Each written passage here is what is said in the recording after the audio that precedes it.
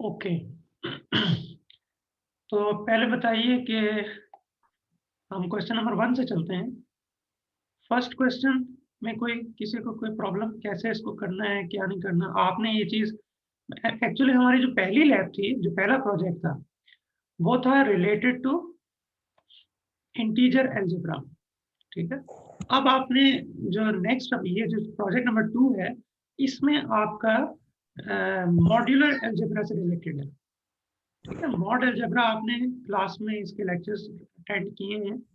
तो ये जो प्रोजेक्ट है ये किसका है? मॉड्यूलर अलजेब्रा से रिलेटेड है। अच्छा, तो पहले तो ये बताएं कि एक तो बात ये कि आज तो इसकी सबमिशन डेट थी, तो जो आपको जब ये दिया गया है प्रोजेक्ट, तो आपने क्लास में इसके क्वेश्चन वगैरह नहीं पूछे सर से प्रोजेक्ट से रिलेटेड?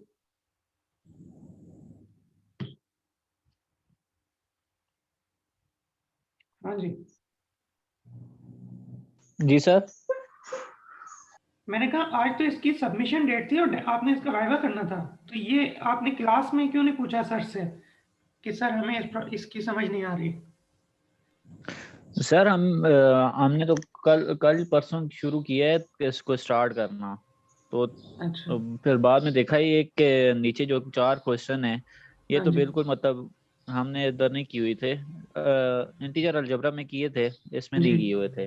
हाँ जी। लेकिन तो वो आज सर से पूछा है तो उन्होंने बताया कि ये इस तरह करना है। तो अच्छा। उनकी क्लास ही आज थी। ठीक अच्छा, नहीं सीएनएस की है आपकी जी सर। ट्यूसडे को भी तो क्लास हुई है ना, उसमें आपको उसमें वैसे पूछना चाहिए सर था। ट्यूसडे को हमने ये प्रोजेक्ट किया नहीं था उस वक्त, मतलब अच्छा। देखा नहीं था। अच्छा। जी सर। अच्छा, तो अब बताओ कि अभी किस चीज़, अभी आपने सर से भी यानी पूछा है, तो अभी आपको कौन सा पॉइंट कहाँ पे क्लियर नहीं है? ये क्वेश्चन नंबर 1 से चलते हैं। ये क्वेश्चन समझ आ गया है किस तरह सॉल्व करना? सर ये क्वेश्चन नंबर 1 तो ठीक है, मतलब सर इसको तो मोड लेना है हाँ पावर जी। जी, का जी। भी। हाँ। 7 को 2 की पावर में लेके और उसके ऊपर करके, ठीक है। जी। तो इस तरह सब कर लेना है। ठीक है। और फिर उनको ऐड कर देना है, उनका जो रिमाइंडर आएंगे जी, जी। ऐड माइनस, ऐसे ही होगा सर। ऐसे ही है, बिल्कुल ऐसे ही होगा। ठीक है। और ठीक है। जो सेकंड वाला है, जी। ये सेकंड पार्ट है इसका, तो जी, इसका जी। सर हमने 3 की पावर में ले सकते हैं इसको। बिल्कुल ले सकते हैं, 7 को। जहाँ जिसमें भी आपका वो सिंप्लीफाई होता है, आप ले सकते हैं उसमें। हम्म। जी। 3 के हो, और 3 से ज़्यादा की हो, जितने की भी हो। जी सर, चल ठीक है सर, ये तो है सर, हो जाएंगे। और जो थर्ड क्वेश्चन है, जी। अच्छा, अब ये इस पे और आओ ना, क्वेश्चन नंबर 2 पे। फाइंड सर ऑल ये दी तो एडिटिव, ये तो multiplicative and additive multiplet, inverses. ये तो ये तो सर इजी है, इतना मुश्किल नहीं है ये। चलो ठीक हो गया। मतलब वो उनमें से देखने हैं। तो ठीक है। ये जो सर अब Z61 है, जी। ठीक है। अब जो हमारे पास Z के जो सेट है उसमें 61 होंगे, वैल्यूज होंगी। अच्छा, Z61 में पहले बताएं कि इसकी रेंज क्या होगी, इस सेट की? 0 0 0 2 60। 0 टू 60, ठीक हो गया। ठीक है, अब आगे चलें। तो उसमें सर हम 170 कैसे इसका मतलब मल्टी मल्टीप्लाई इनवर्स मल्टीप्लिकेटिव हाँ। इनवर्स करना है, अच्छा, मल्टीप्लिकेटिव क्योंकि इनवर्स इसकी आपने रेंज से तो फाइंड आउट है। करना है 170 का, ठीक है? 170 का मल्टीप्लिकेटिव इनवर्स फाइंड करना है जी। Z61 के अंदर।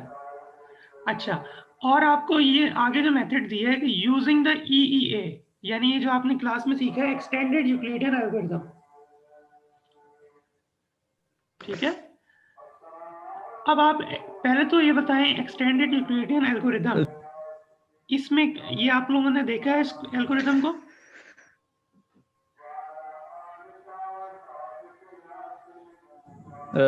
सर मैंने तो कुछ किया हुआ है थोड़ा बहुत, बाकी का मुझे नहीं पता। बताएं, बाकी भी, बाकी स्टूडेंट्स भी बताओगे?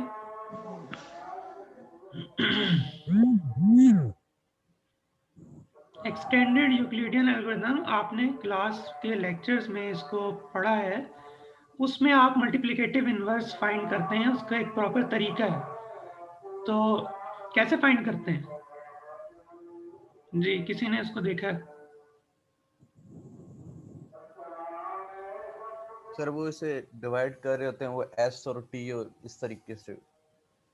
हाँ हाँ ठीक है, उसमें आपका एक टेबल बनता है जिसमें Q R1 R2 R और R1 T R2 वो T1 इस T2 और T चलता होते जाता हैं। जाता। हाँ जी, चलें 1 मिनट, एक कॉल आ रही है, मैं फिर आपसे कंटिन्यू करते हैं।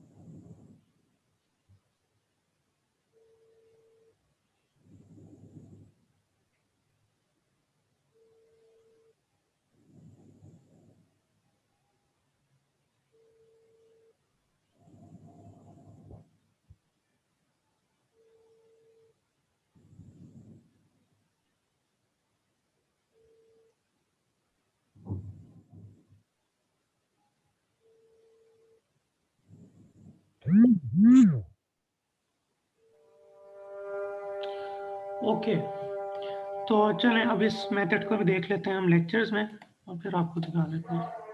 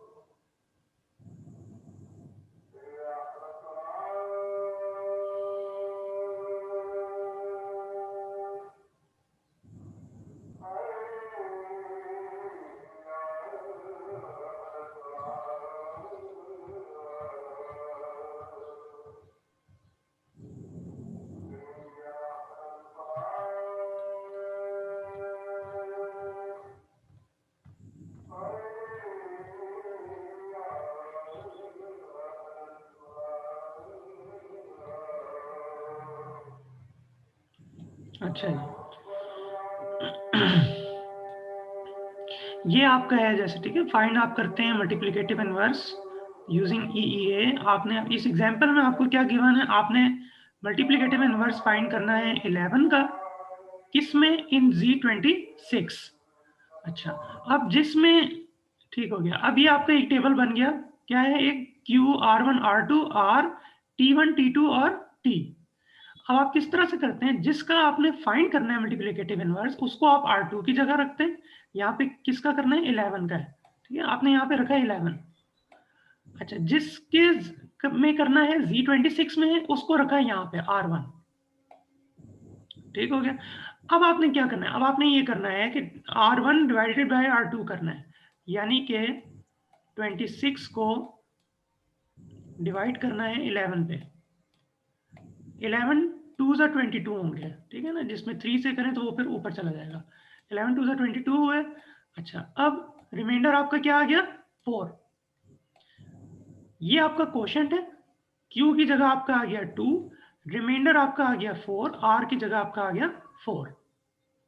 ठीक है, ये वैल्यूज आपकी 2 और 4 आ गई। अच्छा, अब ये इनिशियली आप T1 और T2 की वैल्यू 0 और 1 लेते हैं, ठीक है, ये इस मेथड का एल्गोरिथम है, एक्सटेंडेड यूक्लिडियन एल्गोरिथम। इसके उसमें आप इनिशियली इसकी वैल्यू 0 और 1 लेते हैं। अच्छा, अब आपने ये t की वैल्यू निकालनी है। t की वैल्यू का फॉर्मूला इस तरह से होता है कि t की वैल्यू है equals to T1 minus T2Q।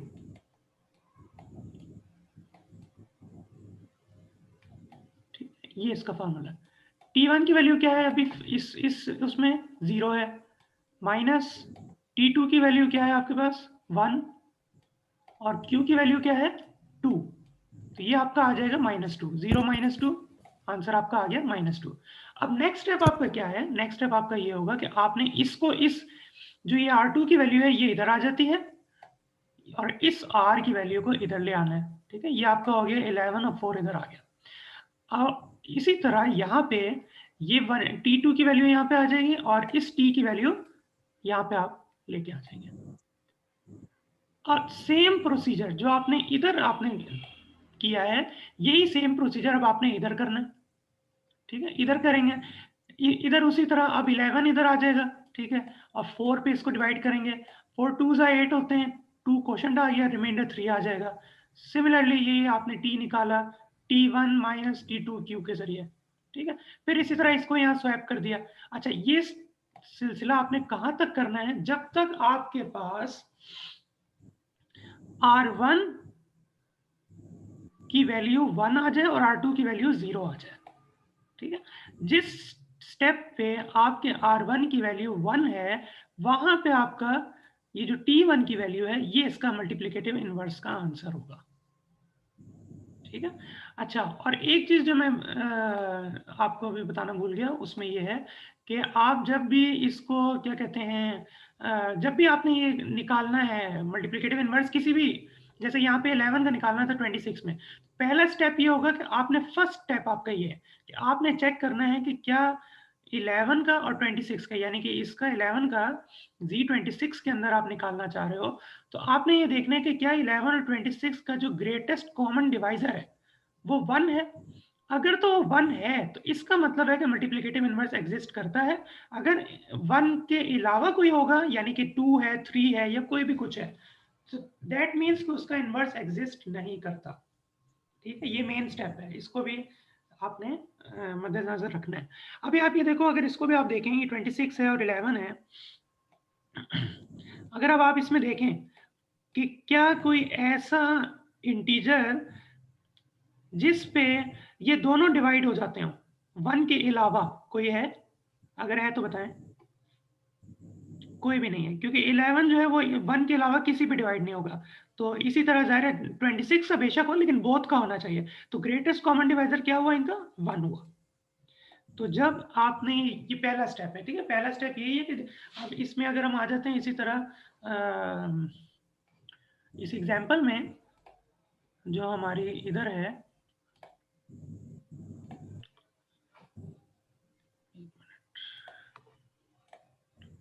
Project में। अच्छा, अब इधर आपका ये 170 है और 61 Z61 में पहले आपने यही चीज चेक करनी है। फर्स्ट स्टेप आपका क्या होगा? आपने देखना है कि क्या ग्रेटेस्ट कॉमन डिवाइजर 170 का और 61 का 1 ही है या 1 के अलावा कोई है। अगर तो 1 के अलावा है तो आप इसका स्ट्रेट फॉरवर्डली आंसर होगा कि इसका इनवर्स एग्जिस्ट नहीं करता। अच्छा, और फर्ज किया कि 1 के 1 है तो फिर इस एग्जिस्ट करता है, और फिर आपने यही जो ये स्लाइड में आपको जैसे गिवन है, इसी प्रोसीजर से इसको करना है। ठीक हो गया जी? ये क्लियर हो गया ये क्वेश्चन? अब जी बताइए।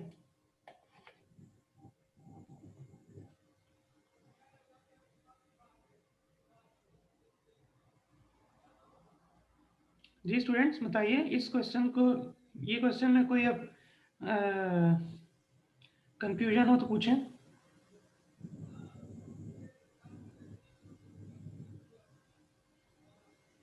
जी आकिब, अबू बकर, आप लोग के क्वेश्चन थे, बताइए।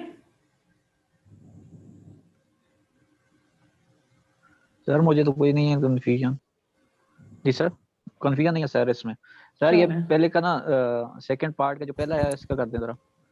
क्वेश्चन नंबर 1 का सेकंड पार्ट का जो मतलब ये 7 की पावर 3591 ये वाली एक कर दें।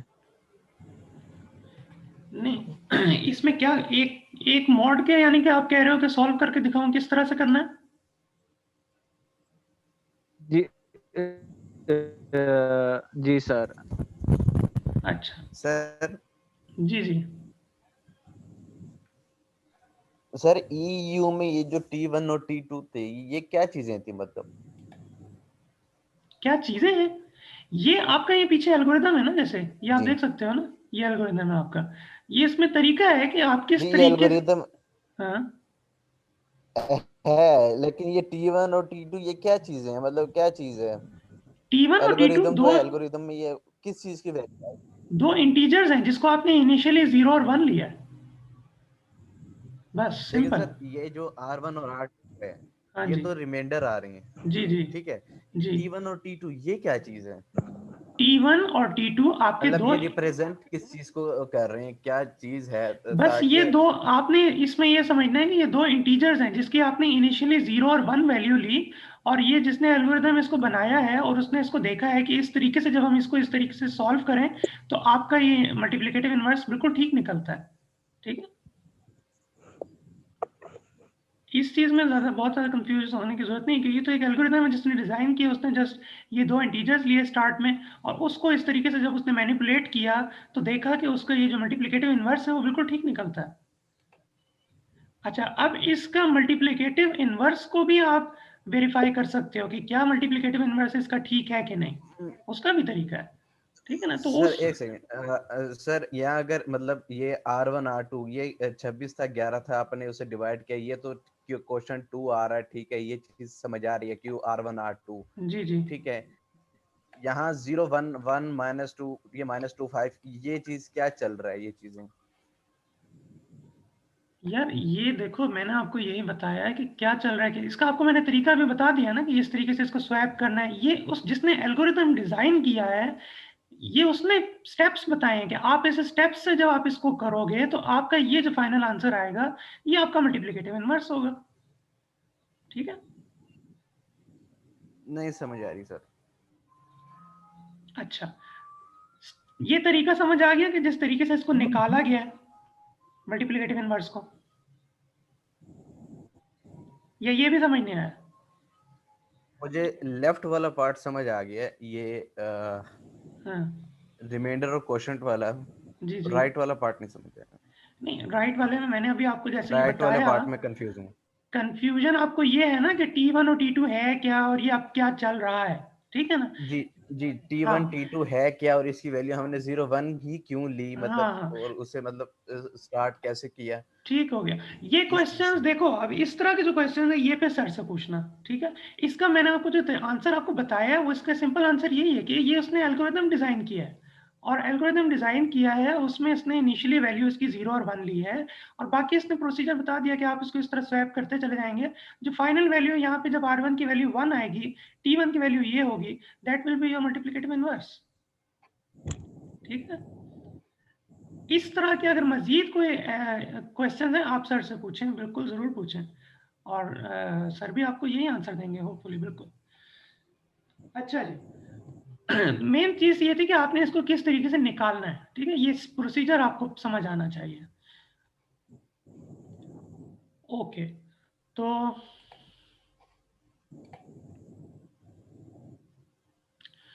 ठीक है, अब ये आकिब का क्वेश्चन था कि हम इसको मैं सॉल्व करके दिखा देता हूँ, तो ठीक है बता देते हैं आपको कि किस तरीके से आपने इसको सॉल्व करना है।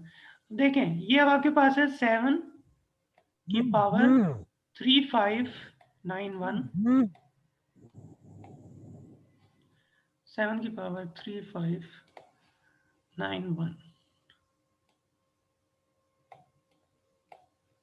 ओके, और मॉड 50,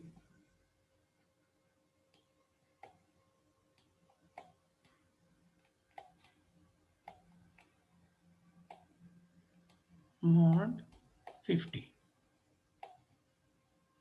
ओके, अब आपने इसको इस तरह से, जब मॉड के क्वेश्चन आप करते हैं कि आप इस तरह से इसको सॉल्व करते हैं कि किसी तरीके से आपका जो इसका मॉड 50 कोई ऐसा निकल आए कि जिसमें या तो आपकी 1 वैल्यू आ जाए और या उसका आंसर -1 आ जाए। ठीक है ना, ये टेक्निक मतलब है कि आप इसको किस तरीके से इसको सॉल्व करेंगे। अच्छा, अब इसमें अगर आप ये देखें कि 7 की अगर हम स्क्वायर लें तो ये आपका आ जाता है 49। ठीक है, और 49 मॉड 50, चलें अब ये जरा आप लोग बताएं, 49 मॉड 50 करेंगे तो क्या आंसर आएगा? 49 मॉड 50, जी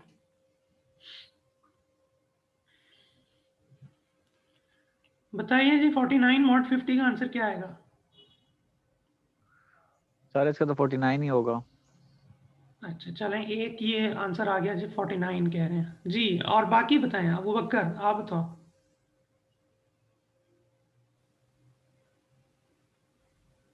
49 आएगा, छोटी वैल्यू आ जाएगी।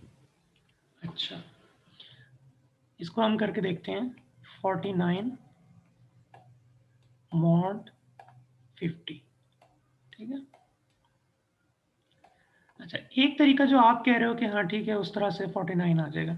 अच्छा अगर हम इसको इस तरह से करेंगे, 50 इंटू 51 से 50 होते हैं ना, हाँ बिल्कुल 51 से 50, ठीक है। और इधर आप इसको सब्ट्रैक्ट करते हैं तो क्या आंसर आएगा? -1। तो ये तो इसका आंसर -1 आ रहा है। क्लियर?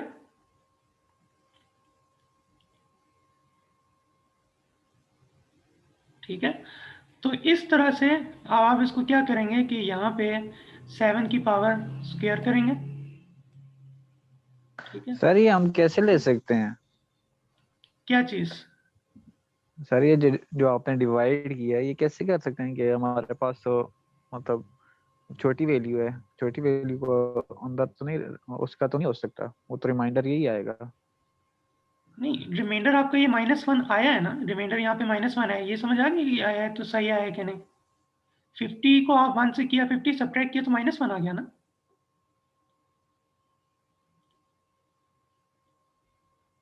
सर चले, लेकिन ये ऐसे कैसे हो सकता है सर कि ऊपर वैल्यू तो बड़ी होती है, नीचे नहीं, आप इसमें देखो, नहीं इसमें आप इसको इस तरह से, ये एक्चुअली बेसिकली ये नॉर्मल इंटीजर अलजेब्रा नहीं है, मैं यही बता रहा हूँ आपको, ये आपका मॉड अलजेब्रा है, ठीक है ना।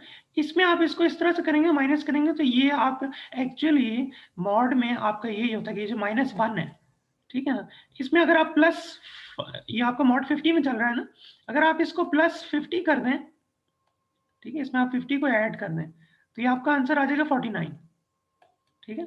तो मॉड में यानी कि ये जो आपका 49 मॉड 50 जब आपका है, तो इसमें आपका -1 और 49, ये एक तरह से देखा जाए तो ये सेम नंबर्स हैं, ठीक है।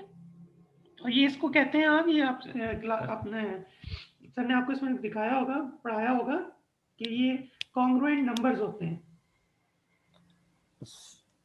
ठीक है। सर ये मतलब हमें कैसे पता लगता है कि 7 स्क्वायर लेना है और मतलब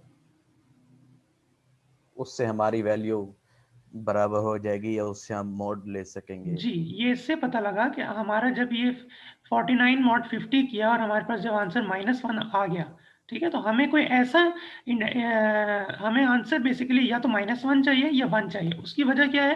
ताकि उसकी पावर को निकालना ईजी हो हमारे लिए, ठीक है ना।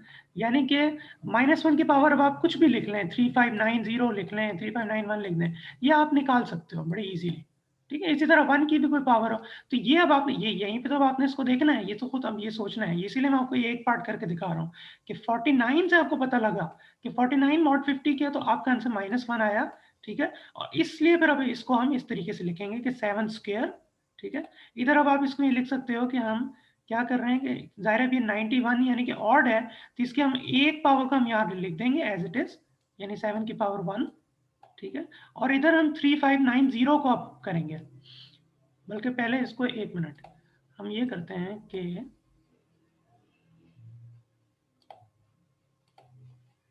यहाँ पे पहले हम इसको इस तरह से लिखते हैं समझाने के लिए आपको कि हमने क्या किया। पहले इसकी पावर थी 7 की पावर 3591 थी, अब हमने क्या कर दिया, 7 की पावर 3590 और 7 की पावर 1, ठीक है, स्प्लिट कर दिया, यानी कि एक पावर को इस तरफ कर दिया। अब ये इसलिए किया क्योंकि यहाँ पे हमने 7 की पावर जब हम स्क्वायर करेंगे और हमने इधर 49 को लाना है, ठीक है ना, 7 की पावर स्क्वायर को 49 लाना है, तो इधर हम क्या करेंगे, इसको हम यूँ लिख सकते हैं ना, 3590 डिवाइडेड बाई 2, 3590 डिवाइडेड बाय 2, ठीक है। और यहाँ हमने लिख दिया, ये एज इट इज रह जाएगी, 7 की पावर 1 7 है आगे।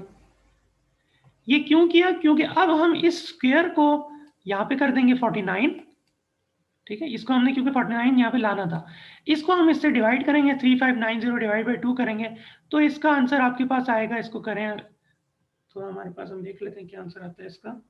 1795। 1795, ठीक है। ये आपका आ गया 1795, ठीक है। और ये 7 आपका एज इट इज रहा। अच्छा, अब इस पूरे पे क्या अप्लाई हो रहा है? मॉड 50, ठीक है। ये यहाँ पे मॉड 50 है। अच्छा, अब आप क्या करोगे? अच्छा, मॉड की ये प्रॉपर्टी होती है कि आपने ये पढ़ी है कि अगर a into b mod n हो, ठीक है, मॉड n, ठीक है, तो इसको आप लिख सकते हो कि a into b mod n का, अब यूं भी लिख सकते हो कि a को अलग मॉड n करो इंटू बी का मॉड n इंटू बी का मॉड n, ठीक है। ये प्रॉपर्टी है इसकी। तो आप क्या करोगे? ये मॉड, इस दोनों पे मॉड 50 इस तरह से अप्लाई हो रहा था, आप इन दोनों को अलग अलग लिख दोगे, ठीक है। 49 1795 मॉड 50, ठीक है। अच्छा, और इसी तरह 7 मॉड 50 अलग हो जाएगा। अच्छा, अब मैं इसको लिख नहीं रहा, मतलब ये आपको समझा रहा हूँ। 7 मॉड 50 का आंसर क्या होगा? 7 ही होगा, ठीक है, ये उसकी रेंज के अंदर है। अच्छा, अब ये आ गया। अच्छा, फिर इसी तरह ये एक आपकी मॉड की प्रॉपर्टी है कि अगर a की पावर x मॉड n हो, ठीक है, तो इसको आप ये भी लिख सकते हैं कि a मॉड n की पावर x, ठीक हो गया। अच्छा, तो अब यहाँ पे क्या आ जाएगा आपका? इसको आप ये फिर इस तरह से लिख सकते हैं कि 49 की पावर 1795 मॉड 50 था, इसको आप ये लिख सकते हैं कि 49 मॉड 50 की पावर 1795। अच्छा, ऊपर जो एक मल्टीप्लाई हो रहा था 7, वो अलग हुआ है, वो यहाँ पे हमने एज इट इज लिख दिया, ठीक हो गया। यहाँ तक अब ये आ गया। अब इसको आपने देख लिया, 49 मॉड 50 -1 था, -1 की पावर 1795, ठीक है, इंटू 7। अच्छा, और इसी तरह अब -1 की पावर 1795, क्या आंसर आएगा इसका?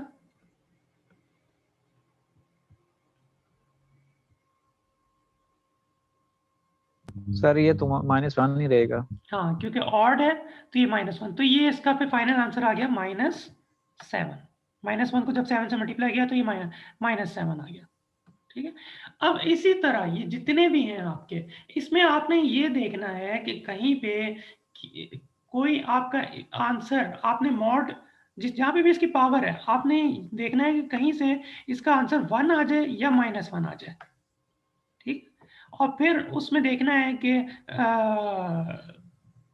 जिस तरह अभी इधर हमने 49 मॉड 50 था, तो हमने देखा कि 7 की रेज़ टू पावर 2 करें तो 49 आ जाता है, ठीक है। इस तरीके से इसको आपने जितने भी हैं इनको इस तरह से सॉल्व करना है, ठीक है जी, क्लियर? ठीक है सर। ये फिर 7 का मोड नहीं लेंगे जो बाहर आपने लिखा है अलग? नहीं, ये इसका ले लिया ना। ये यहाँ पे मैंने बताया कि मैंने लिखा नहीं था, ये यहाँ पे 7 मॉड 50 था। 7 मॉड 50 आप करोगे तो उसका आंसर 7 ही आएगा, ठीक है। लेकिन सर जब मैं कैलकुलेटर से करता हूँ जी जी, तो वो 43 दे रहा है, 43 दे रहा है। 7 mod 50 का आंसर। जी वो पावर भी जो इसकी है, ये सर। नहीं नहीं, पावर नहीं, आप सिंपल ये देखो, अभी अभी किसकी बात हो रही है? अभी हो रही है 7 mod 50 की, 7 नहीं mod। सर, जी। नहीं नहीं सर, ये नहीं, मैं टोटली हाँ, होल की बात कर रहा हूँ जो मैंने अच्छा लिया अच्छा, ना, मतलब लिया, वो तो मुझे ये दे। वो मैं बता देता हूँ आपको, वो मैं यही बता रहा हूँ अभी आपको, अभी बता देता हूँ। देखो पहली बात है, कैलकुलेटर से नहीं करना है, ये हैंड से करना है। अच्छा देखो, ये -7 आंसर आया था ना अभी इसका फाइनली, ठीक है ना? मैंने भी आपको यही चीज बताई। जी सर, इसको ऐड कर देना फिर हाँ, जब आप 50 में। इसमें 50 ऐड करोगे तो आपका आंसर 43 आ जाएगा। तो ये एक्चुअली मॉड अलजेब्रा में ये जो -7 हो गया, और चूंकि हम मॉड 50 का ले रहे हैं, ठीक है ना, और इसमें ये जो 43 है, ये एक तरह से ये कॉन्ग्रुएंट नंबर्स हैं। समझ आ गया? जी सर ठीक है। ठीक हो गया, चलो ओके। तो इस तरीके से ये आपका ये जो पहला क्वेश्चन है, इसके ये दोनों पार्ट्स हैं, ये इस तरह से होंगे। ओके, क्वेश्चन 2 में आप लोग कह रहे हैं आप लोग को ये क्लियर है, क्वेश्चन 3 मैंने आपको करके दिखा दिया है। अबूबकर जो आपका क्वेश्चन है वो आप सर से पूछना उसको, उसका जो मैं आपको बता रहा हूँ उसका वो यही आंसर है कि वो एक्चुअली एक एल्गोरिदम डिजाइन हुआ है और उसने वो एक तरीका बताया कि उसने उसको देखा है कि उससे उसका आंसर आ जाता है। ठीक, बाकी अगर मजीद क्लैरिफिकेशन है वो आप सर से पूछ लीजिएगा। चले चले मैं पूछ लूँ। अच्छा, अब हम चलते हैं जनाब, ये 1 2 3 हो गए। अब आ जाएं आप क्वेश्चन नंबर 4 पे। क्वेश्चन 4 पे बताइए, कोई क्वेश्चन है आप लोगों का या ये इसमें आप लोगों को क्लियर है? सर इसमें x की वैल्यू फाइंड करनी है, सिंपल। इसमें आपने x की वैल्यू फाइंड करनी है, सिंपल, लेकिन और उसके बाद लेकिन मॉड इंटीजर अलजेब्रा नहीं यूज करना, ये सारे क्वेश्चंस मॉड अलजेब्रा से हैं, ठीक है? अच्छा, यूज तो इंटीजर ही होगा, मतलब इंटीजर अलजेब्रा ही होगा, लेकिन उसे मॉड अलजेब्रा में करना है। अब मैं आपको बताता हूँ, ये मैं आपको एक करके दिखा देता हूँ कि आप इसको किस तरीके से सॉल्व करेंगे। ये आपका, बल्कि इसकी तो एग्जांपल आपकी उसमें भी थी, लेक्चर्स में भी थी। मैं लेक्चर में एक मिनट देखता हूँ आपका इसमें।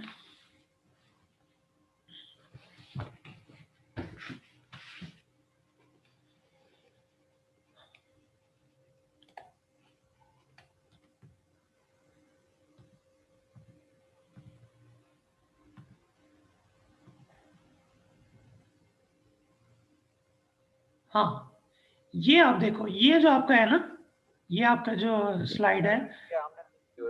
ये नहीं किया हमने।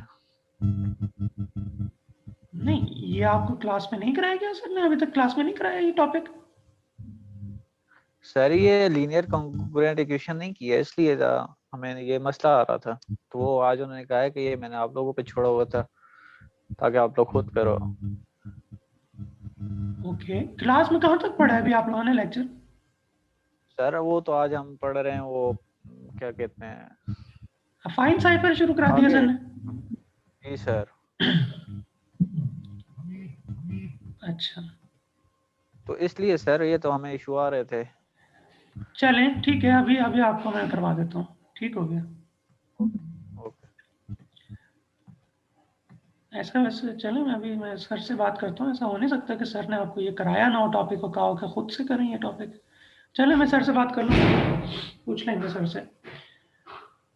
अच्छा, तो चलें आप देख लेते हैं, ये आपका है ax इक्वल्स टू, अच्छा ये यहाँ पे आप देख सकते हो ये जो 3 आपके निशान आ रहे हैं, ठीक है, ये 3 निशान का मतलब है कि ये कॉन्ग्रुएंट है, इसका मतलब होता है कॉन्ग्रुएंट इक्वेशन, ठीक है। ये अब आपके पास है ax equals to b mod n, ठीक है। अच्छा, अब आपने इसमें इसको सॉल्व करना है, इसमें आपने क्या करना है, इसमें आपने x की वैल्यू फाइंड करनी है। फर्स्ट ऑफ ऑल आप क्या करोगे, इसका रूल है, अब ये रूल वाइज आपने इसको देखना है, स्टेप देखना है कि क्या है। पहले आपने क्या करना है, पहले आपने ये करना है कि फर्स्ट ऑफ ऑल आपने ये जो ए है, ए और एन, ठीक है, इनका जीसीडी फाइंड करना है। ठीक है। अच्छा, वो जीसीडी जब आप फाइंड करोगे, ये अभी एक वेरिएबल से बता रहे हैं, उसके बाद में मैं आपको एग्जांपल भी करवा देते हैं। आपने जब इनका जीसीडी फाइंड किया और वो आंसर उसका फर्स्ट करें उसका आ गया डी, ठीक है, ये डी भी कोई इंटीजर होगा, डी आ गया।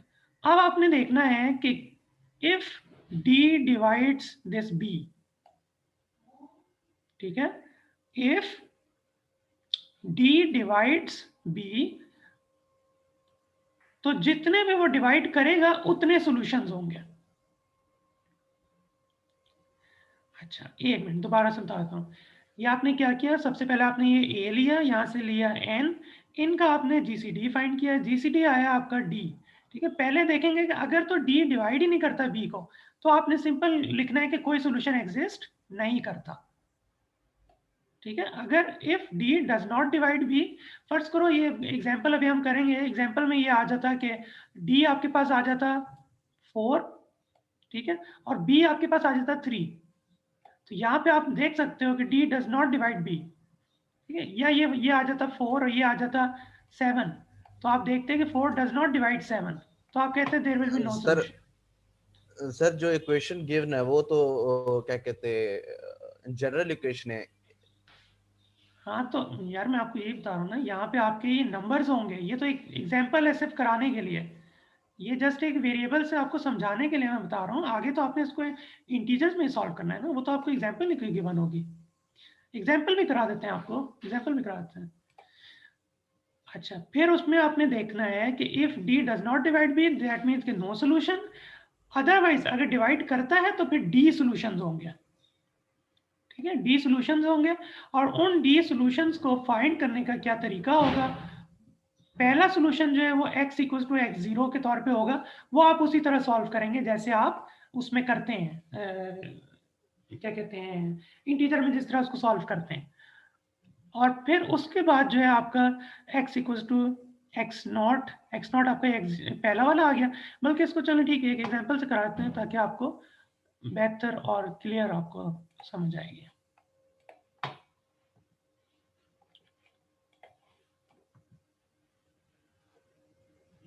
ओके, ये देखेंगे, अब ये आपकी एग्जांपल आ गई, ठीक है। इसमें आपके पास ये गिवन है 10x 2 mod 15, ठीक है। उधर आपके पास क्या था, ये इक्वेशन में अब लिख देता हूँ, a x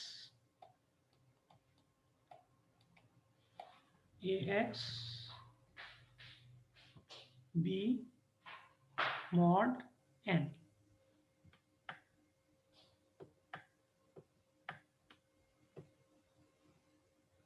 mod n, ये n, ठीक है जी। अच्छा, अब आपने क्या किया, फर्स्ट स्टेप क्या था, आपने जीसीडी फाइंड करना है किस किस का, ए का और एन का, ठीक है। जीसीडी ए और एन, ए यहाँ पे क्या है 10 है, ठीक है, एन क्या है आपके पास 15 है। जब आप जीसीडी फाइंड करोगे 10 और 15 का, 10 और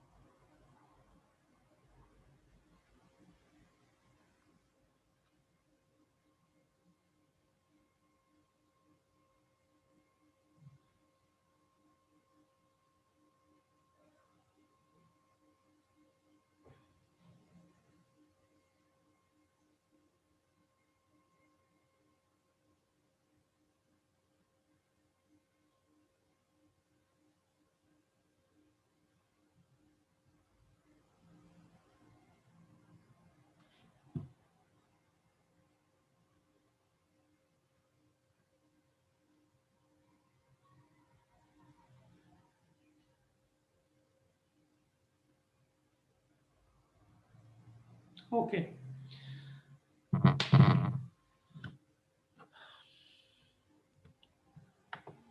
यहाँ बात हो रही थी वही उसी तरह ax equal to b mod n के हिसाब से, ठीक है। आपने देखा कि पहले GCD आप देखेंगे a का और n का, ठीक है, वो आपने देखा ये आ गया 5। अब इस 5 को, अब GCD उसका वहाँ पे ये 5 है, ठीक है, वहाँ उधर हमने इसको एज अ d के तौर पे ले लिया था, ठीक है। अब आप ये देखोगे, इधर मैं लिख देता हूँ ये जैसे उसमें लिखा हुआ है ax equals to b mod n, ठीक है। अच्छा, अब पहले तो आपने देख लिया क्या, GCD फाइंड किया आपने a का और n का, जो क्या आया, क्या आया 5, जिसको हमने d कह दिया। अब आपने देखना है कि इफ, जैसे उसमें बताया हुआ है, इफ d डिवाइड्स b, तो देखें d क्या आपके पास है, d है आपके पास 5, ठीक है, b आपके पास क्या है 2, तो बताएं क्या 5 एग्जैक्टली डिवाइड करता है 2 को? नो सर, नहीं करता। दैट मीन्स कि इसका सिंपल आप कह देंगे there will be no solution, ठीक है। अच्छा, अब आप देखोगे कि क्या, अच्छा अगर तो d डिवाइड करता है b, अभी हम नेक्स्ट ये दूसरी एग्जांपल देख लेते हैं, ठीक है, जिसमें भी इसमें डिवाइड कर देगा। ओके, अब इसमें आप देखते हैं जी, इसमें वही उसी तरह ax equal to b mod n, ठीक है। आपने पहले वही देखा a और n का GCD फाइंड किया, वो आपके पास आ गया 2। अब आपने देखा कि क्या ये d डिवाइड्स दिस b, तो आप देखोगे कि 2 डिवाइड करता है 12 को कि नहीं करता है, 2 6 12, ठीक है। जब 2 डिवाइड करता है 12 को, दैट मीन्स अगर वो करता है तो दैट मीन्स कि ये जो d है इतने सॉल्यूशंस होंगे, d क्या है 2 है, तो दैट मीन्स कि 2 सॉल्यूशंस होंगे। क्लियर? Yes sir. ठीक है। अब जो 2 सॉल्यूशंस हैं, अब उसको आपने पहले आपने वो सॉल्यूशन वो इस तरह से देता है कि यानी पहले को आपने x0 कह दिया, दूसरा x1 है, और अगर 3 होते तो x2 एंड सो ऑन, ठीक है। ओके, अब आप देखेंगे x0 को, पहले x0 फाइंड करना है, वो आप सिंपल इसी तरह ही लिखेंगे, इसको इक्वेशन को आपने लिखा है ऐसे ही 14x इक्वल्स टू 12 मॉड 18, ठीक है। इसको सिंप्लीफाई किया, डिवाइड किया आपने 2 पे, ठीक है, 2 पे आप इसको डिवाइड करेंगे, यानी बोथ साइड डिवाइड बाई 2 करें। जी जी पर अगर जो डिवाइड नहीं ना होगा, जी, ठीक है, हम कहेंगे कि सॉल्यूशन डज नॉट एग्जिस्ट, तो वो वहीं पे स्टॉप हो जाएगा, फिर उसको आगे नहीं लेकर चलेंगे। हाँ जी जी, वो वहीं पे स्टॉप हो जाएगा, क्योंकि उसका बस सॉल्यूशन है ही नहीं, दैट्स इट, ओके ठीक है। अच्छा, अब आप सर ये ये जो 2 हाँ, डिवाइड किया बोथ साइड पे, जी जी एक तरफ 14 है दूसरी तरफ 12 भी है और मॉड 18 भी है, तो जी, एक 2 फिर उन दोनों के साथ किस तरह डिवाइड होगा? 12 के साथ लेता और मॉड 18 के साथ लेता। मैं बताता हूँ आपको, ये आपकी इक्वेशन है ना, 14x इक्वल्स टू 12 मॉड 18, ठीक है।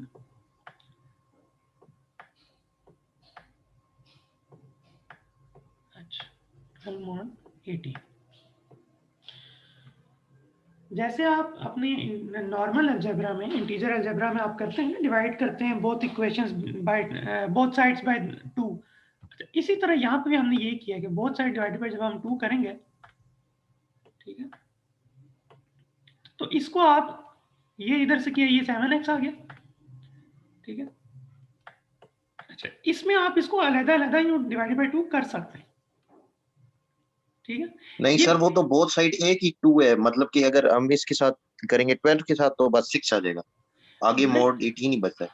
नहीं, मैं वही बता रहा हूँ कि ये एक्चुअली मैं यही बात कर रहा हूँ, ये मॉड अलजेब्रा, ठीक है, इसको आपने इंटीजर अलजेब्रा से रिलेट नहीं करना। कुछ चीजें इसकी मिलती हैं इंटीजर अलजेब्रा से, लेकिन ये मॉड अलजेब्रा के कुछ अपने रूल्स हैं, ठीक है। इधर जो आपने ये डिवाइड बाय 2 किया, ये एक्चुअली ये इधर इस मॉड से अलहदा डिवाइड बाय 2 किया, और इधर इससे अलहदा 2 से डिवाइड किया,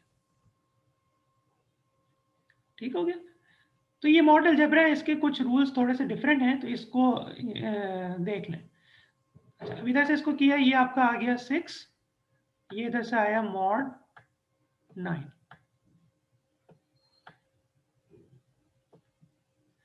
इसको आप ये मत समझो कि हमने बोथ साइड्स डिवाइड बाय 2 किया, आप ये समझ लो ईच टर्म डिवाइडेड बाय 2, आप इसको इस तरह से ले लो, ठीक है। अच्छा, अब ये चीज आ गई 7x = 6 mod 9। अच्छा, अब आपने ये x की फाइंड करनी है। अच्छा, फिर वही अब आपको यहीं पे एक और चीज आ जाएगी जो इंटीजर अलजेब्रा से रिलेटेड नहीं, आप समझोगे कि यहाँ अब 7 है, अगर इंटीजर में होते तो आप क्या करते हैं, सिंपल आप ये करते हैं कि 6 डिवाइडेड बाय 7 इधर कर देते हैं, ठीक है, और mod 9 ऐसे ही है ना। अगर इंटीजर में होते तो आप यूं करते हैं। इसमें भी ऐसे ही नहीं हुआ सर, वो इनवर्स अच्छा, 7 नहीं नहीं इनवर्स का यही नहीं, मतलब सुनो तो 1 सही और 7। पहले सुनो, मैं एक बात कर रहा हूँ कि अगर आप इंटीजर में इसको यूं करते, लेकिन ये मॉड अलजेब्रा में आप इसको इस 7 को जब आपने इधर लेके आना है तो ये इस तरह से डिवाइड नहीं कर सकते। अब मैं बताता हूँ कि मॉड में आप किस तरह कर सकते हैं।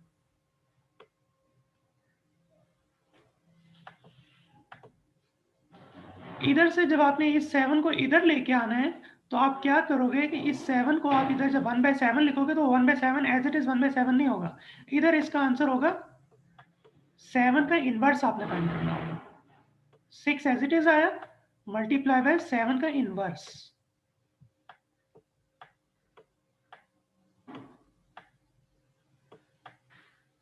और mod 9 एज इट इज आ गया, ठीक है, ये x है। अच्छा, इसको फिर अब हमने इसको x को हम वही के पहले सॉल्यूशन को हम x0 के तौर पे ले रहे होते हैं, ठीक है। अच्छा जी, अब अच्छा ये चीज क्लियर हो गई, ये 7 का इनवर्स जो आया इस तरह से।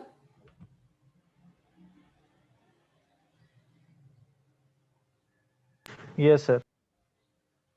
ओके, अब ये 7 का इनवर्स आ गया इस तरह, ठीक है। अच्छा, अब आपने क्या करना है कि ये जो 7 का इनवर्स आपने mod 9 से करना है, तो ये अब ये वही चीज है, यानी 7 का मल्टीप्लिकेटिव इनवर्स फाइंड करना है 9 से, तो इधर आपका वही फार्मूला, वही आपका EEA चलेगा, ठीक है। जहां पे भी आपने अब इस मॉड अलजेब्रा में जहां पे भी आपने मल्टीप्लिकेटिव इनवर्स फाइंड करना होगा तो उसके लिए आप वही EEA जो आपका एल्गोरिथम है जिस तरह भी आपने किया है, ठीक है, उसमें आप करोगे, ठीक है। अब इसमें क्या है, इसमें यानी यही चीज हो गई कि 7 का आपने मल्टीप्लिकेटिव इनवर्स करना है फाइंड किसमें, Z9 में, ठीक है। तो इसमें वही टेबल बनेगा उसी तरह Q R1 R2, मैं से पहली लाइन आपको करके दिखा रहा हूँ, बाकी आप खुद करेंगे, T1 T2 और T, ठीक है। T1 T2 का आपने एज इट इज वही, ये रूल है एल्गोरिथम का, 0 1 लिया, ठीक है। R1 और R2 क्या है आपके, अब आप बताएं R1 और R2 इसमें क्या होंगे।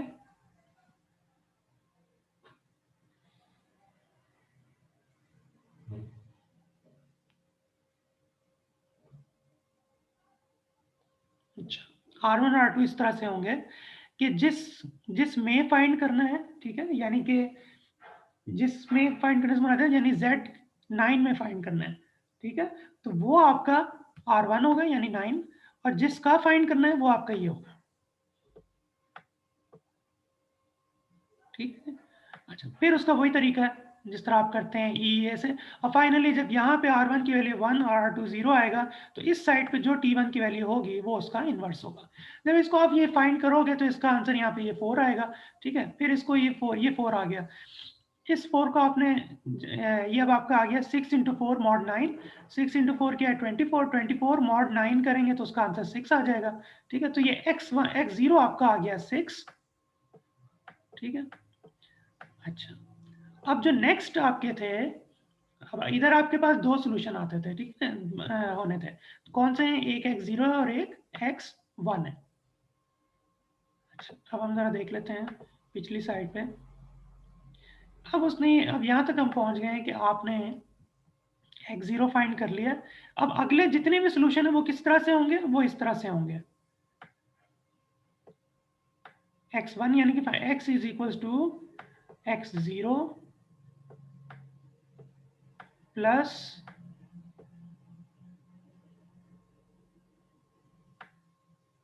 k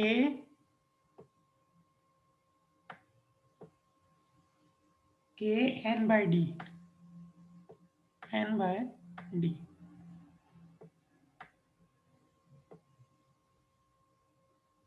ठीक है।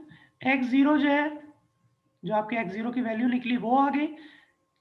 k0 के लिए k1 से स्टार्ट होगा, ठीक है। पहले सोल्यूशन के लिए k1 हो गया, ठीक है। d की वैल्यू वही है जो d की आपने यहाँ से निकाली थी जीसीडी की, और n की वैल्यू वही है जिसका आप मॉड फाइंड कर रहे हैं, ठीक है। और इस तरह से जो भी इसकी वैल्यू आएगी वो x1 होगी।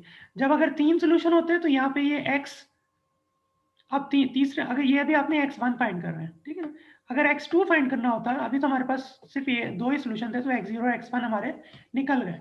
लेकिन अगर हमारे अगर 3 सोल्यूशन होते हैं तो आप x2 को आप क्या करते हैं, x2 is equal to x0 as it is same ही आ जाता, प्लस k की वैल्यू अब यहाँ पे 2 हो जाती, n/d भी सेम ही रहेगा, ठीक है। जो भी इसका आंसर आएगा वो उसका सोल्यूशन हो जाता, ठीक है। अब इसी चीज को हम लेके चलते हैं अपने इस एग्जांपल में।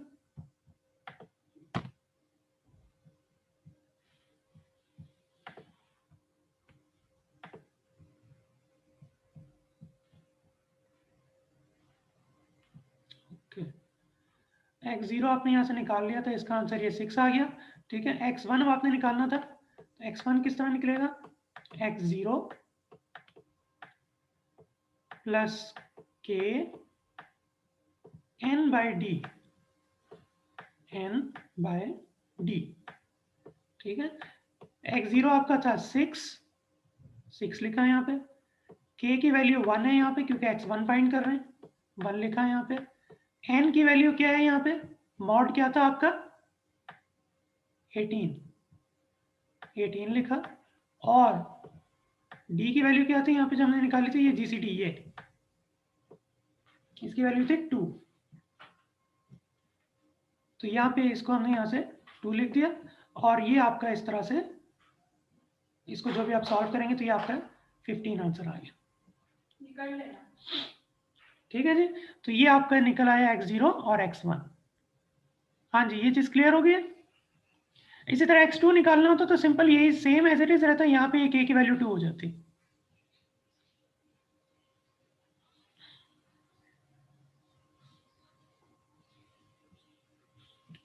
जी सर, ठीक है। चल, तो ये अब आपका हो गया।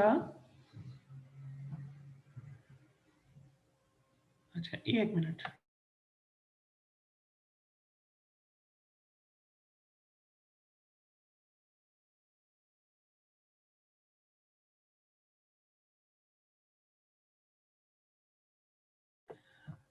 ठीक है जी। अब हम चलते हैं, ये अब आपका ये क्वेश्चन 4 इस तरह से होगा।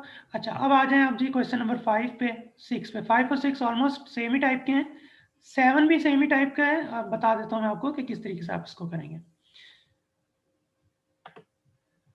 अच्छा जी, इसको आप इस तरह से करेंगे जैसे आप अपने नॉर्मल 5 और 6 की बात हो रही है। अब जैसे आप, अगर ये मॉड ना होता तो आप इसको ये उसी इस फॉर्म में आप इसको कर सकते थे ना, कि ए मैट्रिक्स आप बनाते। ए मैट्रिक्स आपका क्या होगा, ये एक्स और वाई के साथ के जो कोऑर्डिनेट्स हैं, 7 एक्स के कोऑर्डिनेट्स यहाँ पे आ जाएंगे 7 9, इधर इसके कोऑर्डिनेट्स आ जाएंगे 6 4, ठीक है। ये आपका ए आ गया। अच्छा, इसी तरह आप बी मैट्रिक्स बना लेंगे अपना। बी मैट्रिक्स क्या बनेगा, 91 2 1 9, ठीक है। अच्छा, एक्स मैट्रिक्स क्या बनेगा आपका, एक्स वाई। इसको आप इसी तरीके से आप लिख सकते हैं कि ए एक्स इक्वल्स टू बी की फॉर्म है ये, ठीक है। यहाँ पे साथ में मॉड भी आ रहा है, मॉड एन भी आ रहा है, वो मैं बताऊंगा कि उस मॉड को आप कहाँ पे फिर अब यूज करना होगा। इसका तरीका वही होगा जिस तरह आप इधर अब आपने ये एक एक्स की वैल्यू क्या होगी, एक्स की वैल्यू हो जाएगी ए इनवर्स इंटू बी, ठीक है। अच्छा, ए इनवर्स फाइंड करने का क्या तरीका है आपका, बताइए। ये लास्ट लैब में आप लोगों ने किया है सर, एडजॉइंट बाय डिटरमिनेंट होता है। हाँ, adjoint bye determinant of A, ठीक है। डिटर्मिनेंट ऑफ ए इसका उसी तरह निकालेंगे जैसे आप निकालते हैं, ठीक है। उसका आंसर जो भी आया, अब क्योंकि अब आपने सॉल्व करना है, इसका आंसर फर्स्ट करो कुछ भी आ गया, 7 आ गया, लेट्स सी, ठीक है। अब आपने यहाँ पे, लेकिन आपको चाहिए 1 बाई डिटर्मिनेंट ऑफ ए, ठीक है। 1 बाई डिटर्मिनेंट ऑफ ए का मतलब हुआ कि आप समझ रहे हो कि 1/7, ठीक है। लेकिन अब फिर वही फर्क आ जाता है, मॉड अलजेब्रा में 1/7 का मतलब है कि 7 का इनवर्स। इधर इसका ये मतलब नहीं होगा कि 1/7 इसको आपने डिवाइड कर दिया और पॉइंट्स में कुछ आंसर आ गया, नो, ठीक है। वो आपका इंटीजर अलजेब्रा में। तो मॉड अलजेब्रा में आपका फिर यही मैं आपको बता रहा हूँ कि ये होगा 7 का इनवर्स निकालना है।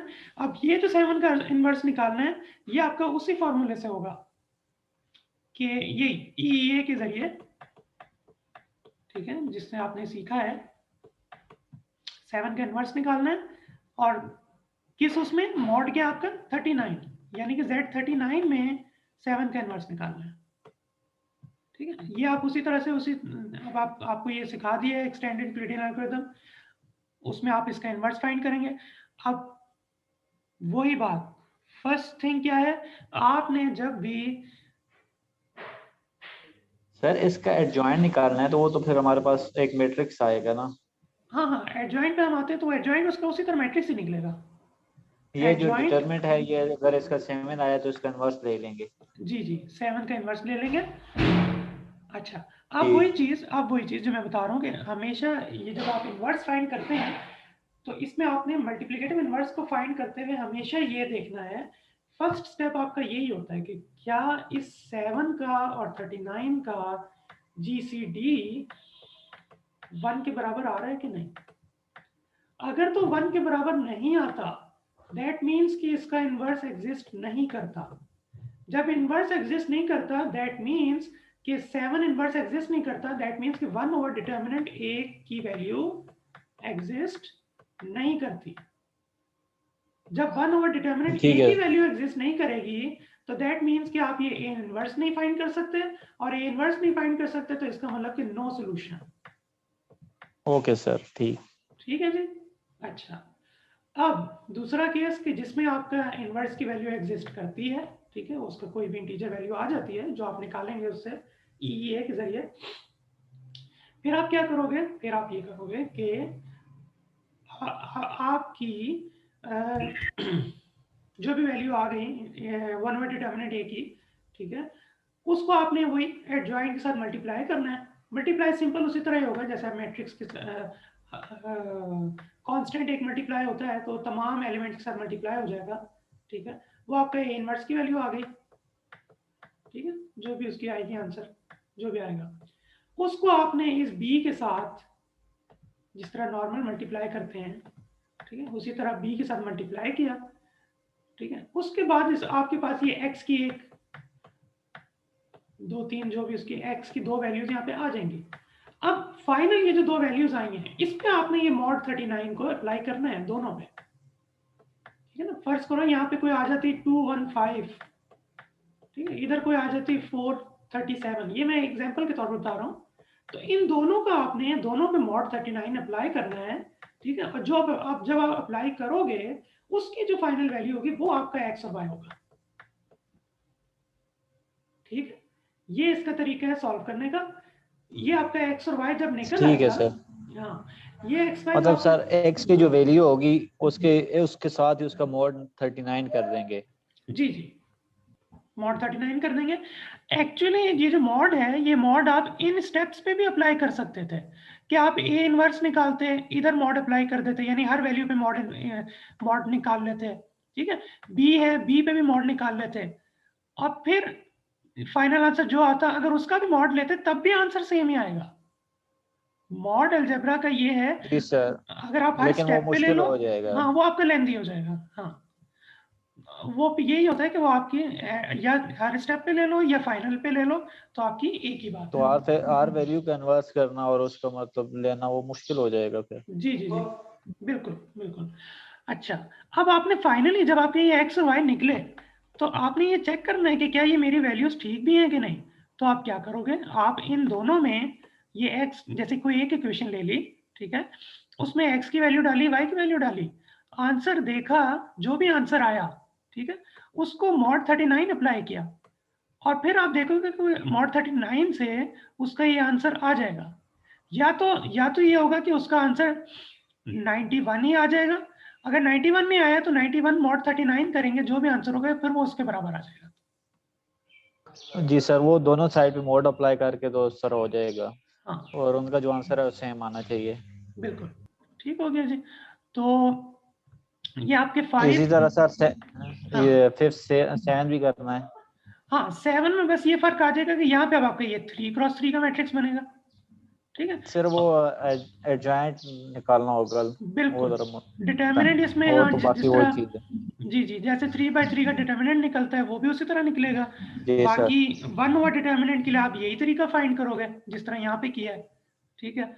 और जो इनवर्स है, हाँ सॉरी एडजॉइंट के लिए आप वही कोफैक्टर पहले मैट्रिक्स फाइंड करते हैं, ठीक है, उसका फिर आप ट्रांसपोज लेते हैं, ट्रांसपोज लेने से वो फिर उसका एडजॉइंट होता है, फिर उसको वही डिटर्मिनेंट 1 ओवर डिटर्मिनेंट के साथ मल्टीप्लाई किया एंड ऑल दैट। बाकी इसका प्रोसीजर सारा वही है। ओके सर, ठीक। ठीक है, तो और बाकी स्टूडेंट्स को भी अगर कोई इससे रिलेटेड कोई क्वेश्चन है तो पूछें।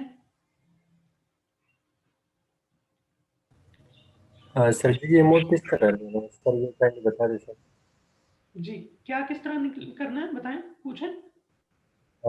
सर मोड किस तरह अप्लाई करना है, मतलब ठीक है हम ये जो इनवर्स है सर ये तो कंप्लीट कर लेंगे, इसके बाद जो मोड 39 है सर ये किस तरह करेंगे। अच्छा, देखो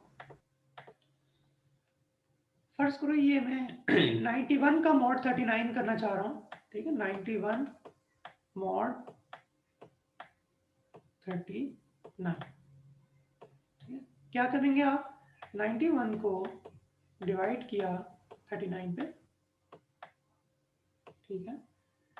आप देखोगे 39 1 से 39, 39 2 से करेंगे तो ये आपका आंसर आएगा 78, ठीक है। इधर इसको माइनस करें, 11 माइनस 8 क्या आया 3 ना, और इधर इसको किया तो 1 आ गया, ठीक है। ये जो रिमाइंडर है आर, ये आंसर है, ठीक है। 91 मॉड 39 क्या होगा 13, यस सर। ठीक है। ये इसका तरीका है फाइंड करने का। यस सर, ठीक है सर, अगर ये 0 आ गया तो 0 हो गया तो 0 आंसर होगा, बिल्कुल। रिमाइंडर अगर 0 है तो उसका आंसर 0 होगा। इधर ठीक है जो भी सर, ठीक रिमाइंडर है, होगा, थैंक यू। जो भी रिमाइंडर होगा वो उसका आंसर है। चले तो अब देख ये है कि देखो इसकी, इस प्रोजेक्ट की आपकी आज तो एवेल्युएशन डेट थी, तो अब अगर अभी आपने किया है तो अभी भी हमारे पास 2 घंटे हैं, अभी 4 बजे तक आपकी लैब है।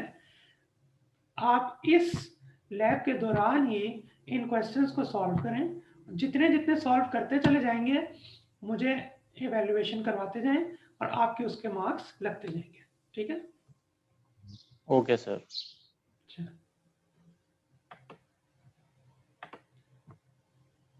हमारी जूम की जो ये मीटिंग है ये कंटिन्यू रहेगी 4 बजे तक। आपका कोई क्वेश्चन हो बेशक सॉल्व करते हुए या वैसे भी तो आप पूछ सकते हो, और मीटिंग में आपने ज्वाइन रहना है, ठीक है। ओके,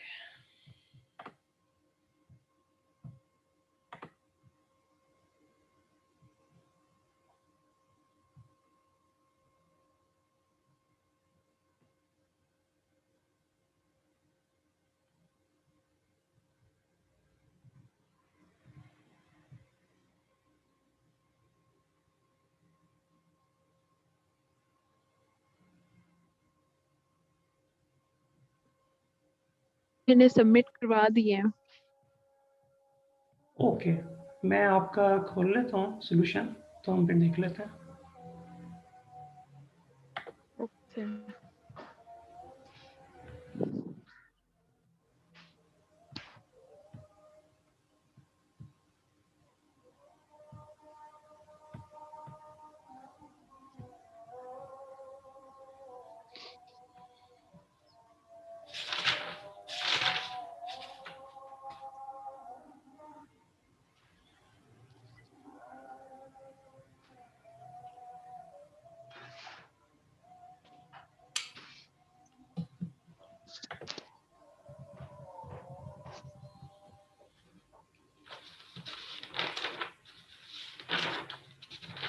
अच्छा, तो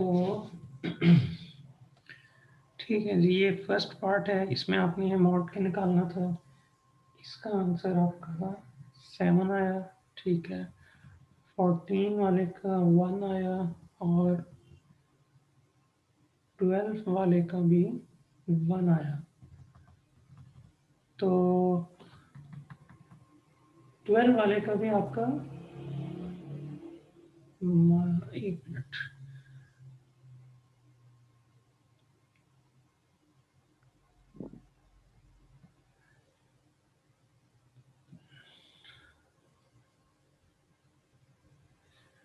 अच्छा मारिया, ये जो आपने ये किया है ना 12 का स्क्वायर लिया तो 144 मॉड 13, 144 मॉड 13 करें तो 1 आता है आंसर।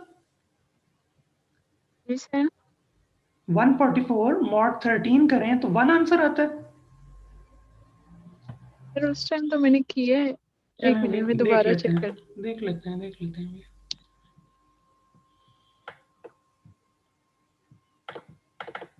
144 मॉड 13, अच्छा ठीक है। ये तो चलो 1 आ गया, लेकिन अब आप इसकी जब आपने 12 का स्क्वायर लिया है ना, और ये आपने 3590 को डिवाइडेड बाय 2 किया है, एक 12 की पावर तो बाहर आएगी फिर भी। आप समझे इस बात को? सर रिपीट करें आप अपना। हाँ देखें, जब आपने इसको ये किया ना, यहाँ से आपने इसको ये किया ना कि 12 की पावर स्क्वायर ले लिया, और इधर आपने ये जो 1795 आप इस तरह से लाए हो कि 3590 को डिवाइडेड बाय 2 किया, और एक जो पावर ये 9, हाँ 12 की पावर 1 आपने अलग की, समझे? ठीक है, तो ये 12 की पावर ये अलग यहाँ पे एक आएगी, जिसको आप यहाँ पे 12 एज इट इज आ जाएगा। ठीक है, तो ये थोड़ी सी बस मिस्टेक है, वैसे बाकी आपका सारा ठीक है। तो ठीक हो गया। वैसे इसका जो सिंपल सॉल्यूशन था ना ये इस वाले का, इसको आप यूं भी कर सकते थे कि देखो 12 मॉड 13 करना था आपने, ठीक है। तो ये मैंने भी बताया था लैब की स्टार्ट में भी कि हमारी कोशिश ये होती है कि हम इसका आंसर या तो 1 लाएं या -1 लाएं, ताकि उसकी पावर निकालना आसान होती है।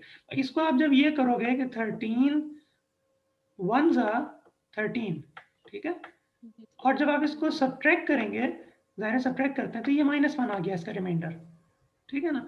तो फिर ये बहुत इजी हो जाएगा, -1 की पावर आप इसको 3591 करें और वो पे ज़ाहिर -1 ही आएगा।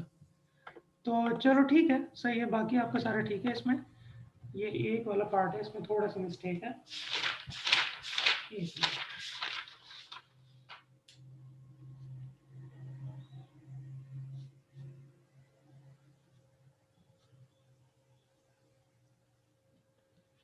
अच्छा,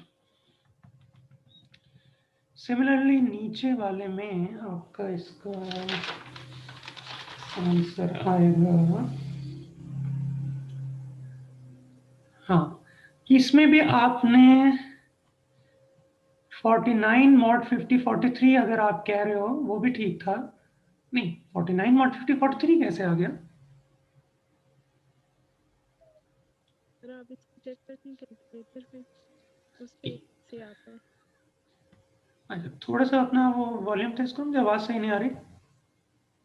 मैंने कहा सर आप इसको खुद भी वो देख लेना हो। अच्छा, हाँ ठीक है, इसमें एक है ना लेक्चर के बाद तो इसलिए। अच्छा, इसमें भी आपने यही मिस्टेक की है। इसमें आप 49 मॉड 50 का आंसर ना -1 आ जाएगा, और -1 की पावर 1795 है, तो वो फिर -1 ही रहेगी, और फिर फाइनल इसका आंसर -7 आ जाएगा इस वाले का, ठीक है।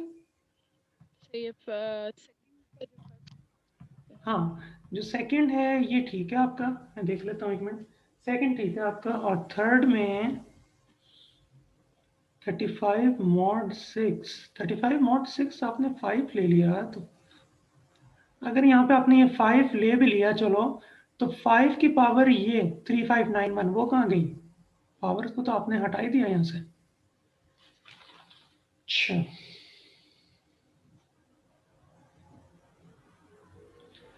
ठीक है, इसको भी ये जो 35 मॉड 6 है, इसको भी अगर आप इस तरह से करो ना, ये देखो ये आपका 35 है, ये 6 है, 6 6 36 हो गया, ठीक है। इसको माइनस करेंगे तो 30 भी तो कर सकते हैं ना। अच्छा नहीं कर सकते हैं, कर सकते हैं, उसमें फिर आप इसकी पावर कैसे निकालोगे? इधर आपने पावर तो आप खा ही गई, पावर कहाँ गई यहाँ पे? ये 3591 पावर भी थी इसकी। जी सर। हाँ तो वो पावर को हटाने के लिए तो हम इसका आंसर चाह रहे हैं कि 1 या -1 में है, ताकि उसकी पावर को निकालना आसान हो, ठीक है। अच्छा चलो और आगे चलते हैं अब क्वेश्चन नंबर 2 में। अच्छा इसमें आपने एडिटिव इनवर्स पेयर्स फाइंड करने थे, तो Z26 के 0 0 125 ठीक है, 224 323 और आगे ये डॉट्स में नहीं लगाने थे आपको, सारे के सारे पेयर्स मेंशन करने थे, ठीक है। अच्छा और ये चीज है कि जहां ये रिपीट होना स्टार्ट होंगे ना, जैसे अगर जहां से ये 25 और 1, अब 25 1 या 125 एक ही बात है, ठीक है, ये पेयर सेम है, तो जहां तक आपके रिपीट नहीं होते वो आपको यहाँ पे मेंशन करने थे, बाकी ठीक है। अच्छा इसी तरह मल्टीप्लिकेटिव इनवर्स आपने निकाले हैं 1139 521 बिल्कुल ठीक है, 715 1119 ठीक है, ये सारे सही हैं, ये ठीक है। इसमें भी बस यही है कि रिपीट करने की जरूरत नहीं है, वैसे ठीक है। Okay sir. अच्छा ये आपका हो इसका गया। फर्स्ट पार्ट है एडिटिव इनवर्स, उसमें सारे लिखते हैं जब तक रिपीट नहीं होते। हाँ बिल्कुल ओके सर। ठीक है, एक मिनट वो लिख के सारा फिर मेंशन कर जी, ओके ये हो गया, क्वेश्चन 2 हो गया। ओके जी अब क्वेश्चन 3 में आए, मल्टीप्लिकेटिव इनवर्स इसमें आपने निकालना था 170 का इन Z61। अच्छा तरीका आपका सारा ठीक है, लेकिन आपने इसमें एक छोटी सी मिस्टेक की है, वो क्या है? वो ये है कि देखें उसमें ये होता है कि जैसे आपका ये है ना Q R1 R2 ये जो सारा टेबल है, आपने जो ये जिसका निकालना होता है ना मल्टीप्लिकेटिव इनवर्स, उसको आप R2 में रखते हैं पहले, ठीक है। और R2 की फर्स्ट वैल्यू ये आनी थी 170। हाँ और जिसके मॉड से लेना होता है उसको यहाँ रखते हैं, ठीक है ना। यानी कि आपका ये R1 पहले होना था 61 और ये होना था 170, ठीक है। अच्छा अब आप जब इसको उस तरह से डिवाइड करने वाला काम वही चीज करते हैं, इसको यूं करते हैं कि 61 रखा यहाँ 170 रखा, ठीक है। तो ये वन इसमें जाहिर बात है, इसको आप यूं करेंगे 170 0 सा 0, ठीक है, रिमाइंडर इसका फिर 61 आ गया। इधर आप इसका ये क्वोशंट रखते 0, ठीक है, रिमाइंडर फिर 61 आ गया, यहाँ 61 आ जाता, फिर इसकी पूरा जिस तरह प्रोसेस है वो सारा वही होता, ठीक है ना। 0 1 के साथ ही T1 माइनस T2 क्यू करके निकालते रहते, फाइनल वैल्यू जब आती, ठीक है, तो वो उसका इन्वर्स होता, ठीक है। वैसे आपने प्रोसीजर सही है, ये एक मिस्टेक है जिसकी वजह से आपका ये कैरी फॉरवर्ड होगी गलती, ठीक है। ओके और इससे नेक्स्ट देख लेते हैं क्वेश्चन नंबर 4। ठीक है यहाँ तक सही है, ये भी ठीक है। x0 आपका आया, x0 आपने निकाला 9, x0 हमारा इसमें 9 आता है, बिल्कुल ठीक है। x1 आपने निकाला 21, ये भी बिल्कुल ठीक है, गुड। और x2 हमारा आएगा, x2 में आपने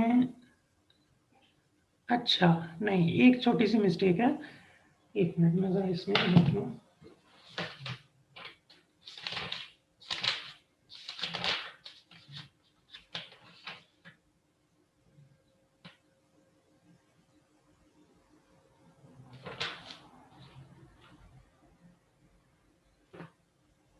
हाँ वो मिस्टेक बस छोटी सी आपकी ये है कि ये जो आपका किया आपने सारा सही है, ये आपका जो x2 भी निकलेगा ना, x2 में भी ये वैल्यू आपकी x0 ही रहेगी, ठीक है ना, x0 ही रहेगी, बाकी सारा सही है।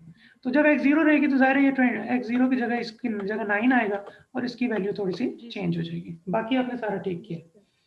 तो क्वेश्चन 4 आपका ये हो गया, ठीक है सर। और क्वेश्चन 5 में हाफ किया ना, मैंने पूछा था कि फर्स्ट ए डिटरमिनेंट निकाला है और फिर ए इनवर्स निकाला है, तो सर उसके बाद अब ये दो इक्वेशन का क्वेश्चन है ना जी। अच्छा, आपकी आवाज़ थोड़ी मुझे कट कट के आई है, दोबारा पूछें। वो एक्चुअली बात घर में काम हो रहा है, पूछ मैंने कहा कि जो क्वेश्चन 5 है उसमें हमने ए डिटरमिनेंट निकाला, ठीक है, उसके बाद हमने ए इनवर्स निकाला एडजॉइंट ऑफ ए। ओके, ठीक है, सर अब जो क्वेश्चन 4 था ना उसमें हमारे पास एक वो ना वैल्यूज हाँ, दो हैं के दो पोर्शन में, तो ठीक अब है। इसको हम आगे कैसे करेंगे वो मुझे थोड़ा सा बता दें। अच्छा, उसमें आप ये करोगे, क्वेश्चन नंबर आपका है ये जनाब, क्वेश्चन नंबर 5। हाँ, इसमें आप ये करेंगे कि आपने यहाँ से जब आपने डिटर्मिनेंट ऑफ ए निकाला, ठीक है, और इसी तरह एडजॉइंट ऑफ ए निकाल लेंगे। अब जब आपने जब आपने ए इनवर्स निकालना है, ए इनवर्स आपका होगा adjoint of A divide by A determinant, divided by determinant of A, ठीक है। अब यहाँ पे आपने ये करना है कि जो 1 और डिटर्मिनेंट ऑफ ए की जो वैल्यू है, ठीक है ना, इसमें आप नॉर्मल जैसे फर्ज करो डिटर्मिनेंट आपका 7 आता, तो आप 1 और डिटर्मिनेंट ऑफ ए 1 और 7 से नहीं निकाल सकते कि पॉइंट में इसका कोई आंसर आ जाए। ये इंटीजर अलजेब्रा में तो ऐसे होता है, लेकिन मॉड अलजेब्रा में आपको इसको इस तरह से करना होगा कि 7 का इनवर्स निकालना होगा, ठीक है। और किस में 7 का इनवर्स निकालना होगा? मॉड जो भी उसकी वैल्यू है, यहाँ पे मॉड है हमारा 39, ठीक है। तो ये आप निकालोगे, ये उसी तरह ही एक्सटेंडेड यूक्लिडियन एल्गोरिथम के थ्रू निकाल लेंगे, ठीक है। वो जो आंसर जो भी इसका आएगा, ठीक है ना, उसको आपने फिर आपने वही उसी तरह आपने एडजॉइंट से मल्टीप्लाई करेंगे नॉर्मल जैसे करते हैं, और फिर आपका वो तरीका वही है जैसे निकालने का, ठीक है। अब जैसे सर हमारे पास आया है ना डिटरमिनेंट -26 है, ठीक है, और जो एडजॉइंट ऑफ ए है वो है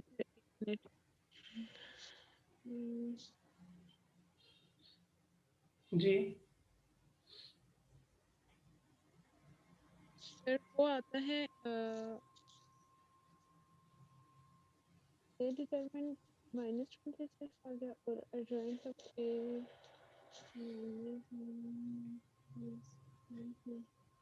सर वो 82 आ रहा है। किसकी वैल्यू 82 आ रही है?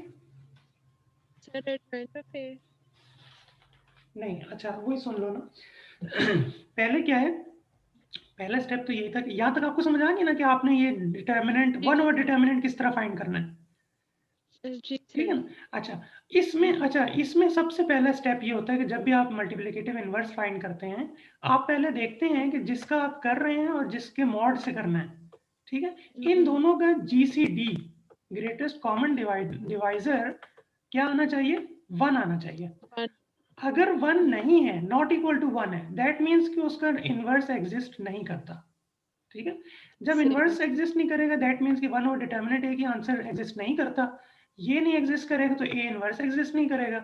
जब ए इनवर्स एग्जिस्ट नहीं करेगा तो इसका मतलब सॉल्यूशन ही एग्जिस्ट नहीं करता, नहीं करेगा, ठीक है। और अब जैसे यहाँ पर आएगा हमारे पास -26 और 39 है मॉड वाला, दोनों का जीसीडी जो है वो हमारे पास -1 नहीं आएगा ना। इन दोनों का जीसीडी एक आपका -26 है और एक 39 है। अब इनका जीसीडी जो है आपका 1 नहीं आएगा। हाँ, तो इसका मतलब है ये क्वेश्चन यहीं पे खत्म हो जाएगा, इससे आगे खत्म हो जाएगा, बिल्कुल। यहाँ फिर ये हो जाएगा कि आपका ये सॉल्यूशन एग्जिस्ट नहीं करता, नहीं करेगा। ठीक हो गया। तो ठीक है, ये इस तरह से हो जाएगा, और बस बाकी इसको आपने फिर आगे इसी तरह सॉल्व करेंगे। इसमें 7th में ये हो जाएगा कि ये 3x3 का मैट्रिक्स हो जाएगा, बाकी प्रोसीजर सारा यही है। जी सर, बिल्कुल सही है। ठीक है, तो ठीक है, बस अब आपने जितने कर दिए हैं उसके मैं मार्क्स मैंने लगा दिए हैं, और बाकी आप सबमिट कर देना। का के जो बाकी करके सबमिट कर देना 5, 6, 7, तो उसका अगर ओके डेमो का अगर सर बोलेंगे कि बाद में ले सकते हैं तो हम मैं ले लूंगा, अदरवाइज फिर उसके आपके पार्ट ए में मार्क्स लग जाएंगे और इस तरह से, ठीक है। ओके सर, थैंक चलिए, तो आकिब अब आप बताएं, आपने सबमिट कर दिया? सर मैंने सबमिट नहीं किया, वो थोड़ा ओके, इशू है, तो ठीक वो है। मैं थोड़ी देर तक कर दूंगा। अच्छा अच्छा, तो अभी आपके पास जो है डेमो के लिए आप ये कर सकते हो कि आपके पास जो आपने सबमिट करना है वो आपके पास इस वक्त है, आप मुझे आंसर्स अगर बताते जाओ तो मैं वहीं से इसको सर देख लेता हूँ। सर जो पहले का आंसर आया ना, वो मेरे पास आ रहा है 7 ओवरऑल आंसर पार्ट 7 आ रहा है। क्वेश्चन, जी क्वेश्चन नंबर 1 का। अच्छा अच्छा, पहले का जो इसका जो मतलब पहले का आ रहा था 7, दूसरे का आ रहा ओके, था 1, ठीक और है। लास्ट का सर मेरे ख्याल में -1 आता है, 1 आता है सर इसका। आप बताओ। जो मेरे पास है मैंने -1 लगाया हुआ है ना, तो फिर ठीक है, अगर उससे आप करें तो मुझे फाइनल आंसर वो बता दो, 5 पार्ट आया। 1 का फाइनल आंसर क्या आ रहा है? तो 6 आते हैं सर। बताएं आप, आपका क्या है? 6 आया आपका? जी सर। अच्छा, फाइनल आंसर इसका 5 आना चाहिए। एक मिनट सर मैं देखता हूँ, मैं दोबारा प्लस देखें सर, पहले का मेरा आ रहा है 7, ठीक है। ठीक है, दूसरे का आ रहा है मेरे पास 1, ओके, तीसरे का क्या आ रहा है? तीसरे का बताएं। -1 आ रहा है। ओके, फिर इसको सॉल्व अगर करें आगे। -1 और माइनस अगर हो जाए तो हाँ ठीक है सर, 5 ही आता है, चलो, क्योंकि ऐसा है माइनस कि हो जाएगा। आकिब आप इसको जो है ना ठीक है, डेमोस मैं सर इसको देख लूंगा, आप मुझे सबमिट करो। आपने 1, 2, ठीक है, मैं 3, सबमिट 4 करते। जितने भी आपने अब तक आपने जितने कर लिए हैं, अभी हमारे पास टाइम हमारा 4:15 हो गया है। आप 4:30 तक जो है ना सबमिट कर दो, ठीक है। तो फिर मैं इसको देख जी लूंगा, फिर सही है, मैं इसको चेक कर लूंगा अच्छा और आपके सर, ये डेमो के मार्क्स लग दूसरे का जाएंगे। जो है 39 आ रहा है। दूसरे का 39 आ रहा है, अच्छा।